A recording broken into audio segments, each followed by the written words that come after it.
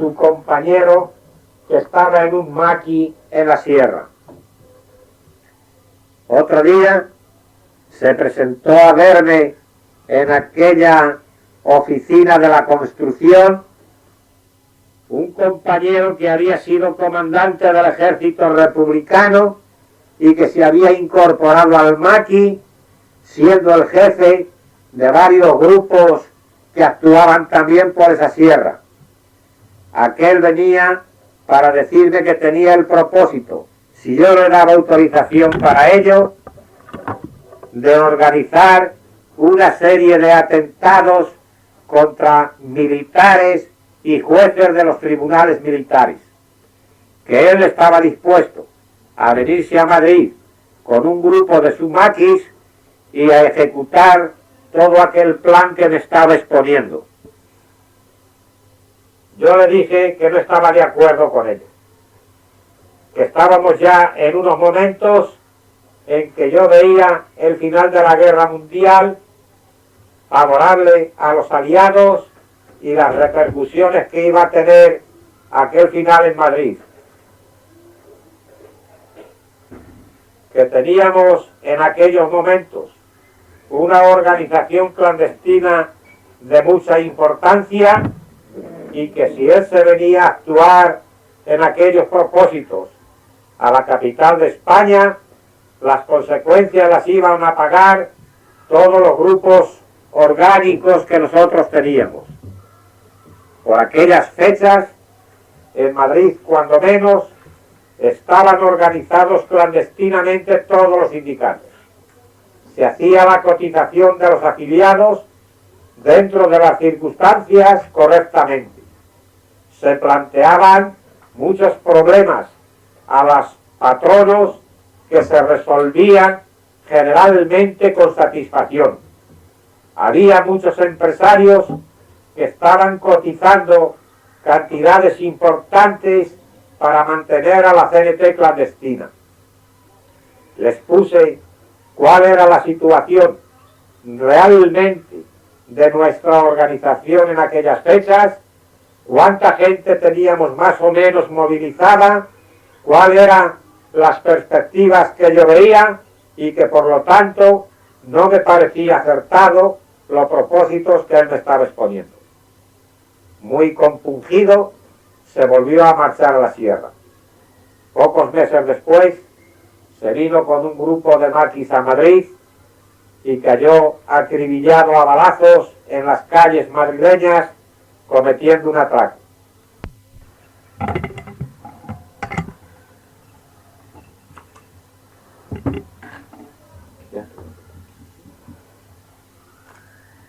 Se convocó un pleno nacional de la CNT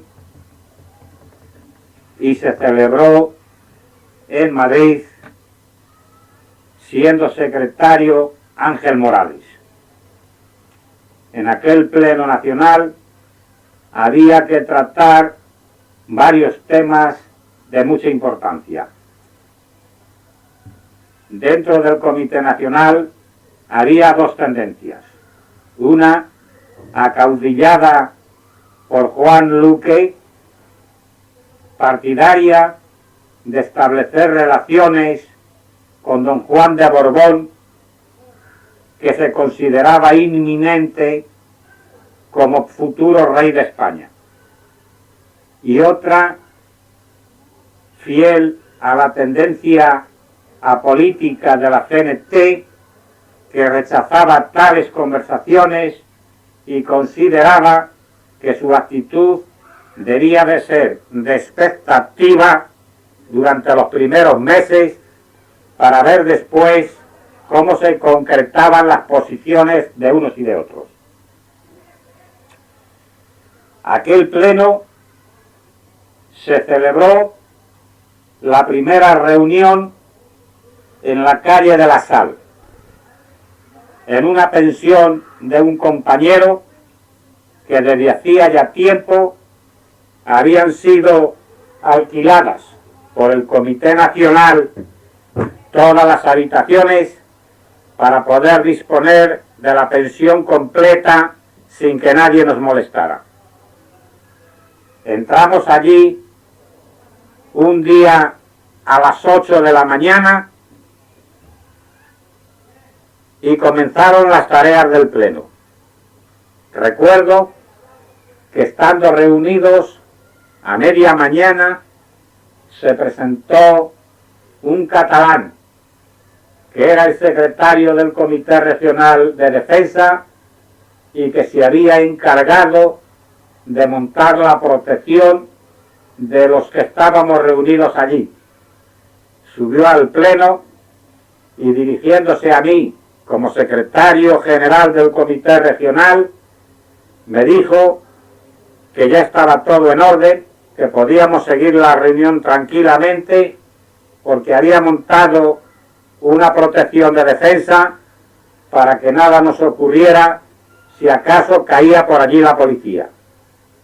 Yo quise saber en qué consistía aquello y me llevó a un balcón de la casa donde estábamos, que daba a la calle de la Sal precisamente, señalándome dos portales de la acera de enfrente, me hizo observar a dos individuos apostados, uno en cada uno de estos portales, diciéndome que eran compañeros de los grupos de defensa, que estaban los dos armados y que tenían la orden de proteger nuestra reunión, impidiendo a toda costa cualquier interés, mucho sus desvelos, pero que bajar inmediatamente a la calle y les dijera a aquellos compañeros que se fueran a pasear por ahí.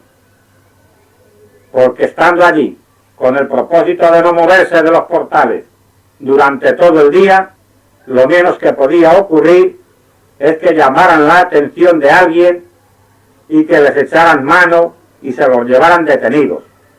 Y si esto ocurría, como al presentarse la policía a ellos, no sabrían si la policía iba porque sabía de nuestra reunión o porque ellos habían sido sospechosos por estar allí durante tantas horas, podía armarse la ensalada esa de tiros que este me anunciaba y armarse el escándalo y el desastre para todos.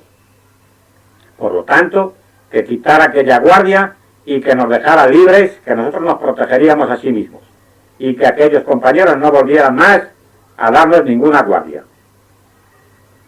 Se desarrollaron las reuniones del pleno normalmente. Sin embargo, en aquellas circunstancias había en Barcelona un ex compañero que era notoriamente conocido como confidente de la policía, y al delegado de Cataluña que asistía a este pleno se llamaba Peris, secretario del Comité Regional de Cataluña en aquellos momentos. Le pregunté yo si el tal sujeto, apellidado Melis, tenía conocimiento de aquella reunión. Peris me dijo que sí, y entonces yo le dije que ya estábamos todos en manos de la policía, puesto que yo tenía la evidencia de que aquel Melis era confidente. A pesar de ello y de mis temores, siguió la reunión. Ese día acabamos la jornada en la casa de huéspedes donde la habíamos iniciado. Al día siguiente teníamos la reunión en otro domicilio, en una casa particular de un compañero que vivía en la barriada de Cuatro Caminos. La táctica que teníamos en aquellos momentos de vida azarosa y clandestina era de cuando se celebraba un pleno no hacer dos reuniones seguidas en el mismo domicilio. Nosotros ingresábamos por la mañana muy temprano, antes de las 8 de la mañana, en el lugar donde nos íbamos a reunir, y no salíamos de allí en todo el día. A última hora de la noche salíamos discretamente, uno a uno o uno a dos o dos a dos, para no llamar la atención. y en el sitio donde nos reuníamos, allí comíamos y de allí no nos movíamos. En esta casa donde fuimos a hacer la segunda reunión de aquel pleno, habíamos establecido ya previamente estas condiciones. El compañero dueño de la casa no fue a trabajar aquel día. Se quedó con su esposa en el piso por si necesitábamos de él y para ayudar a su mujer. La casa estaba en una finca de vecinos de las antiguas casas de Madrid, donde se entraba por el portal y se iba derecho a desembocar a un patio interior, alrededor de cuyo patio estaban las puertas de todas las viviendas en las 3 plantas que tenía la casa. Nosotros nos encontrábamos en la planta baja. Al abrir la puerta, la distribución del piso era la siguiente. De entrada, una habitación que hacía de comedor.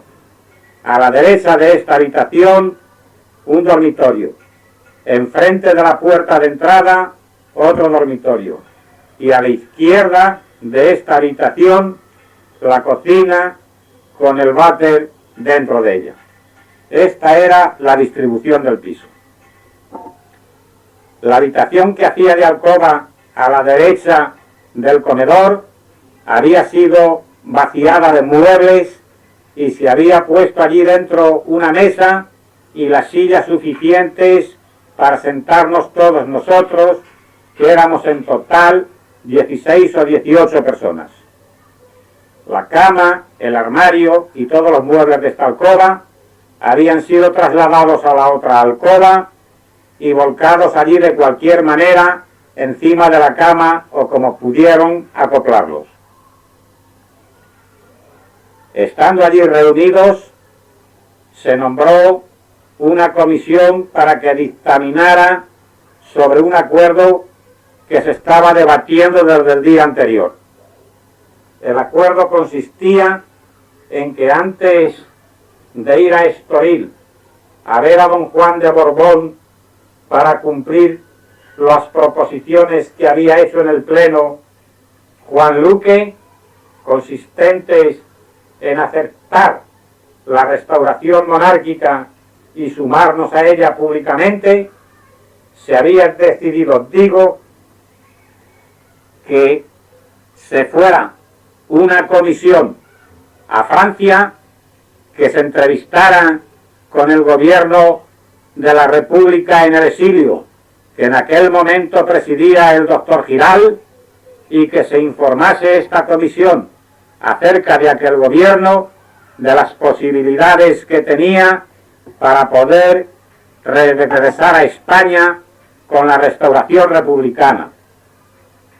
Ese era el debate cumbre que en aquel momento se estaba celebrando. A tales efectos, como dije antes, se nombró una comisión que redactara un dictamen muy breve sobre este particular. Miembros de aquella comisión éramos Juan Manuel Molina Mateo, que era el delegado de la CNT en el exilio en el Comité Nacional, el delegado de la Regional de Levante y yo, y cuando hicimos el dictamen ese, entramos a la habitación que seguía la reunión normal para dar lectura al dictamen. Estando leyéndolo, tocaron a la puerta de este piso. Creíamos que sería algún vecino, como había ocurrido ya 2 o 3 veces. Sin embargo, apagamos la luz y todos nos callamos. No tenía puertas y únicamente había una cortina dividiendo aquella habitación con el comedor o habitación de entrada. Apagamos la luz, como digo, y nos callamos esperando a que el que estaba llamando terminara su misión y se marchara. Sin embargo, nuestra sorpresa y nuestra alarma fue grande. Al abrir la puerta el dueño de la casa, oímos una voz de hombre diciendo: somos la policía. ¿Conocen a este hombre? Traían detenido a un hombre que había estado de huésped en aquel domicilio. El dueño de la casa, con una serenidad pasmosa, contestó durante todo el interrogatorio a la policía. En aquel momento dijo: sí, le conozco, es nuestro huésped, y por cierto que hace 2 o 3 días que no sabíamos de él. Aquel individuo había sido detenido porque se dedicaba a negociar con cartillas de abastecimiento falsificadas. Por aquellas fechas, la alimentación de la población civil de Madrid estaba racionalizada y todas las familias tenían una cartilla de abastecimientos para recoger el poco suministro de comestibles que se daba en las tiendas. Aquel individuo había hecho una falsificación de cartillas de aquellas a las cuales había sacado buenas cantidades de dinero. Fue detenido por esa causa por la policía, si estaba hospedado allí, el tiempo que llevaba, a qué se dedicaba, etcétera, etcétera.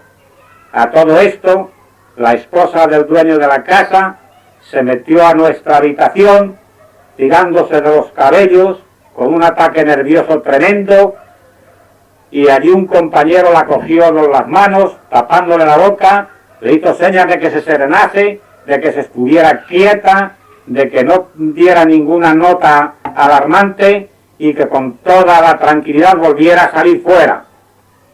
Así lo hizo. En ese momento se apagó la luz. En aquella casa, que ya he dicho que era una planta baja, era bastante lóbrega y para ver había que tener inclusive durante el día la luz encendida. Recuerdo que uno de los policías dijo: vaya hombre, se ha marchado la luz. Abre la puerta de ahí de la calle a ver si se ve algo. Abrieron la puerta que daba al patio, pero tampoco se veía gran cosa.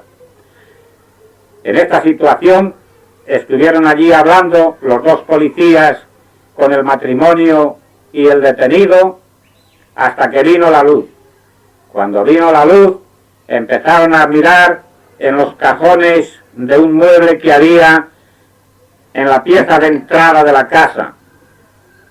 Recuerdo que yo estaba de pie a la entrada de nuestra habitación y otro compañero, el delegado precisamente de Asturias, que era un chico joven, muy fornido, cerca de 1,90 de estatura, al otro lado de la puerta. Estábamos los 2 frente por frente. La cortina era lo único que nos separaba de la policía que estaba en la habitación de al lado.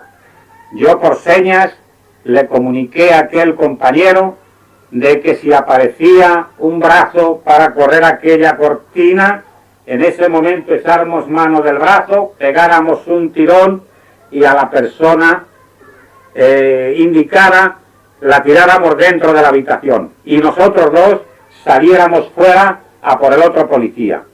Me comprendió perfectamente. Los 2, él y yo, esperando en una tensión nerviosa enorme. A todo esto, los compañeros que estaban allí dentro reunidos, entre ellos Juanel, es decir, Juan Manuel Molina Morteo, el delegado del exilio, Juan García Durán, el delegado de Cataluña, Ángel Morales, el que en aquel momento era secretario del Comité Nacional interino, Juan Luque y otros, estaban dando suficientes señales para llamar la atención. Todos estos comenzaron a romper papeles que les podían comprometer. Y cada vez que rasgaban un papel, a mí me parecía que aquello era un cañonazo. Me acuerdo de que Juan José Luque, que era un poco sordo, vio que nos habíamos callado alguna vecina a pedir o a consultar cualquier cosa a la dueña de la casa. Tenía un tic nervioso y estaba taconeando constantemente sobre el suelo. Yo sentía también que aquel taconear de Juan Antonio Luque era o podía ser también motivo suficiente para llamar la atención de los policías. Dándose cuenta Ángel Morales de ello, le puso la mano sobre la rodilla y le hizo señas de que se estuviera quieto. Entonces le preguntó el otro que si era otra vecina y Morales le contestó que no, que era la policía que estaba allí. En esa situación estuvimos 45 minutos que duró la visita de la policía. Miraron en todos los muebles que había en la otra alcoba y en el comedor. Registraron todos los cajones. Y yo no me he podido explicar todavía cómo aquellos dos agentes de la policía no les llamó la atención todos los muebles de la alcoba que nosotros ocupábamos y que se encontraban almacenados de cualquier manera en la otra alcoba, ni tampoco cómo no se les ocurrió, llevando detenido a un hombre que se dedicaba a negociar con cartillas falsas de abastecimiento, cómo no se les ocurrió, digo, levantar la cortina para entrar en esa habitación a ver si allí había lo que ellos buscaban. El caso es que a los 45 minutos justos se marcharon sin haber abierto aquella cortina ni haberse enterado de que estábamos allí nosotros. Cuando se fueron, todos los que allí estábamos respiramos. Algunos, como Juan García Durán, quiso salir corriendo. Yo le eché mano y le dije que se estuviera quieto, que lo más probable es que con los policías hubiera otros en la puerta de la calle, que habrían venido en un vehículo de la Dirección de Seguridad y que no fueran tan impacientes, que ya saldríamos todos tranquilamente, 2 a 2, y que yo sería el último que iba a salir de allí. Y así se hizo. Se marcharon todos y yo detrás de ellos con Juan Manuel Molina Mateo.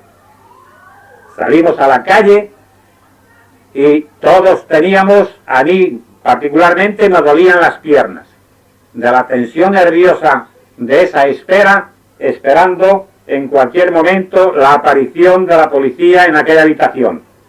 La lengua la teníamos completamente seca. Entonces, cuando llegamos a la calle, yo le dije a Juan Manuel Molina, vamos a tomar un poco de cerveza, que buena falta nos hace. Nos encontramos por el camino con otros 2 o 3 compañeros de los que habían estado en la reunión. Y al llegar a la Puerta del Sol, nada más salir del metro, nos encontramos con Enrique Esplandiú.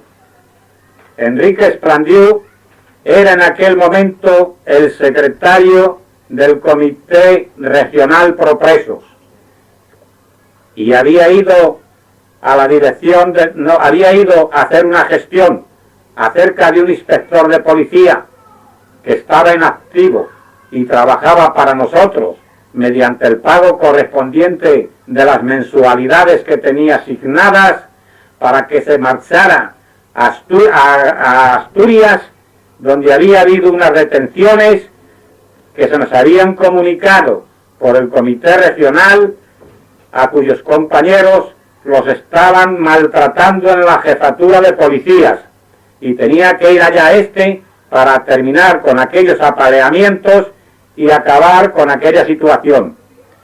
Cuando en la Puerta del Sol, al tropezarnos con Enrique Esplandiú, yo le pregunto, ¿tú crees? Esa pregunta, y me dijo con la misma seriedad, yo no. ¿Por qué me preguntas eso? Pues agárrate que vas a creer en los milagros. Y le referí lo que acababa de ocurrir. Cuando terminé de referírselo, le dije, ¿qué te parece? Dice, para morirse. Cualquiera que padeciera de corazón le podía haber dado un infarto y haberse quedado allí mismo. Nos fuimos entonces a la cervecería alemana, a la calle, a la Plaza del Ángel, y allí estuvimos bebiendo unas cañas de cerveza para suavizar nuestra inquietud y nuestra situación nerviosa. Así terminó aquel pleno. Se fueron la delegación que habíamos acordado a Francia para hacer las gestiones que se le habían encomendado, y cuando regresó volvimos a reunirnos ya en otro lugar dando cuenta de sus gestiones. A todo esto, mientras que ocurría eso, se encontraba en Madrid, como yo me temía y otros también, la Brigada Social de la Policía de Barcelona. Habían venido justamente detrás del secretario del Comité Regional de la CNT de Cataluña, Peris, sabiendo que íbamos a celebrar en Madrid un pleno nacional de regionales. Aquella policía que estaba al mando del inspector Polo, que después fue comisario de la Brigada Social de la Policía de Barcelona, montó una vigilancia sobre todos nosotros. Ellos sabían perfectamente que se iba a celebrar en Madrid un pleno nacional de la CNT. Entonces, lo que ellos querían era atrapar a todos.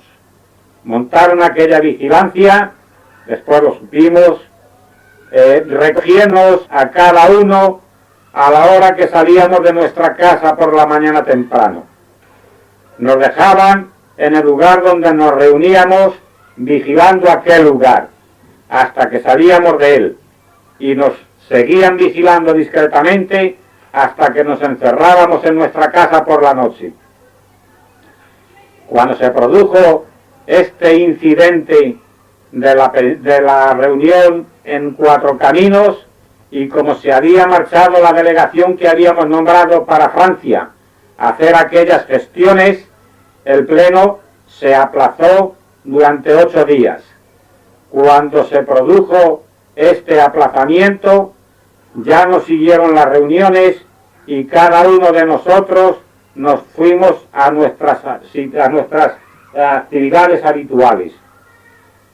Esto, después lo supe, le hizo pensar al comisario Polo de que nosotros nos habíamos enterado de que estábamos vigilados, y entonces precipitó la orden de detención. Así ocurrió un incidente también muy gracioso. En la estación de Atocha, uno de estos policías estaba vigilando a los compañeros asturianos que iban allí a tomar el tren para marchar a sus tierras. Y estando este policía de la Social de Barcelona vigilando a estos compañeros que estaban sacando los billetes del tren, otro agente que estaba de servicio en la estación detuvo al que estaba vigilando a estos compañeros. Como le vio en aquella actitud un tanto sospechosa, creyó que era un delincuente y lo detuvo y lo soltó, gracias a que el otro pudo identificarse y dar una explicación correcta. Pero mientras ocurrió este incidente, los dos compañeros asturianos tuvieron tiempo suficiente de perderse de vista y de embarcarse en el tren y marchar sin ninguna novedad para su tierra. Entonces, aquella noche, ya todos nos fuimos a nuestras casas, pero a los que se hospedaban en diferentes domicilios de Madrid, fueron deteniéndolos uno a uno a todos ellos. Únicamente se salvaron 2. Juan José Luque, que era secretario político del Comité Nacional de la CNT, y Vicente Santamaría, que pertenecía al Comité Nacional de Defensa. Yo estaba citado al día siguiente con Enrique Esplandiú para ir a casa de Ramón Rianso, célebre abogado criminalista de Madrid, que era el abogado del Comité Pro Presos Nuestro y que tenía su domicilio y su bufete en la calle de San Bernardo, por encima de la glorieta de este mismo nombre, actuando con él como colaborador y profesional el abogado de la CNT de Granada, Cristóbal Esteres, que se había trasladado ya en aquellas fechas a Madrid. Yo había quedado citado con Enrique Esplandiú en la casa de Ramón Rianzo al día siguiente de todo esto por la mañana. Fui primero a la calle del Barquillo, a un bar que tenía una cita con otro compañero. Estaba en ese bar esperando a este compañero y a la hora convenida